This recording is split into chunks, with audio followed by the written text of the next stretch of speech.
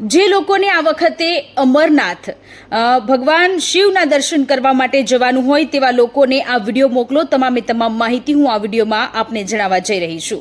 આ વખતે અમરનાથ ધામ કે જે 52 દિવસ સુધી ખુલ્લું રહેશે, રજીસ્ટ્રેશન કરાવવું પડશે. 29 જૂનથી 19મી ઓગસ્ટ સુધી અમરનાથના દર્શન, ભગવાન શિવના દર્શન લોકો કરી શકશે. પ્રશાસન દ્વારા તમામે તમામ પ્રકારની તૈયારીઓ કરવામાં આવી રહી છે. 10 લાખથી વધુ લોકો અમરનાથમાં ભગવાન શિવના દર્શન કરે તે પ્રકારની સંભાવનાઓ અત્યારે વ્યક્ત કરવામાં આવી રહી છે. અને આ જે દર્શનાર્થીઓ છે તેમના માટે જમવા રહેવાની પણ વ્યવસ્થા કરવામાં આવી છે. ડોક્ટર્સની પણ વ્યવસ્થા પ્રશાસન તંત્ર દ્વારા કરવામાં આવી છે.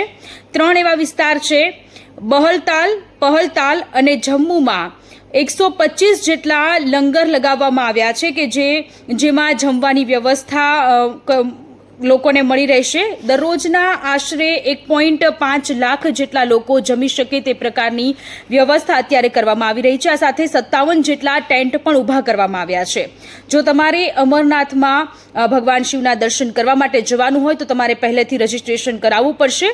નીચે જે વેબસાઇટ આપેલી છે તેના પર જઈ અને રજીસ્ટ્રેશન કરાવી દેજો.